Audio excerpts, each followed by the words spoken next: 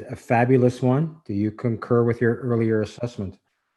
Yeah, I really do believe. I mean, you take the 5 teams that we just played. I mean, we didn't win them all, but coming back in the last 2, and especially when you're missing some key components to your team, it was a big win, and I mean, it's uh, getting us closer to where we want to be.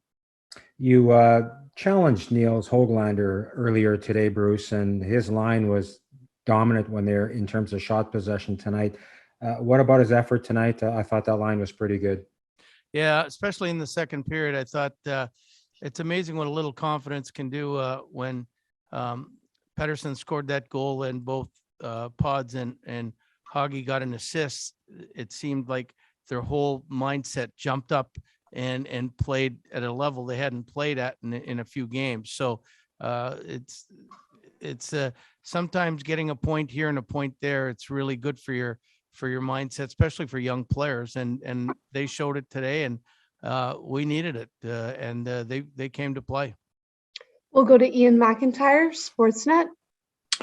Hi, Bruce. You said at the start of this trip that you would know a lot more about your team at the end of it. What have you learned? What are your takeaways? Well, I mean, we have a lot of heart. We got a great goaltender. There's no doubt about it. And when we do make mistakes, he stopped 2 or 3 clean cut breakaways tonight, and he's a wall back there. And when you have that, it's a little bit of relief when the team isn't doing exactly what they're supposed to be doing. Also, learn that there's a lot of heart, there's a lot of will, and a lot of want. And I use that phrase a lot, and it's out there, and especially when it was, when we tied the game, and you could see that we wanted this game a lot. It meant a lot to us, and to be able to go with a 2-game winning streak home where we haven't been in over a month, and look forward to being there, in a couple of days.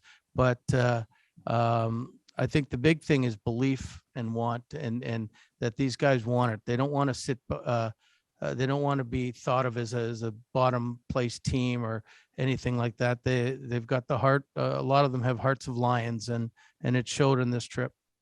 And you mentioned getting home. I'm not sure you remember what it's like to have last change, but No.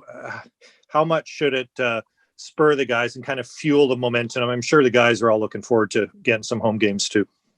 I would think so. Like, I mean,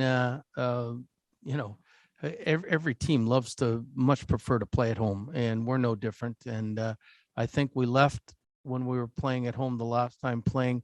We were playing pretty well, and the fans were really, giving us the support that the players I thought needed, and it was great. So it'll be good to get there, even though we're again playing top-notch teams in Florida and St. Louis to start the trip. And so I mean, you always, it's always a tough go, but I think it'll make for a nice flight home tonight.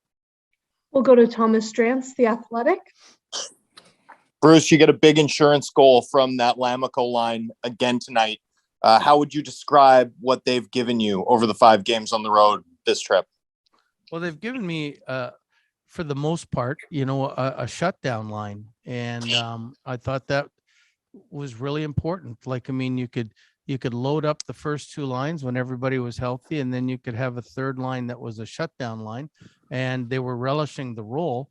I mean, we had to move it around tonight, with Bo out and Garland out, and as much, but I mean, they still gave it their all against a good team. And it was probably, they can all skate, which is really important when you're just getting in other people's faces and hoping that they, don't succeed. So if you can have that criteria as a coach, it's great.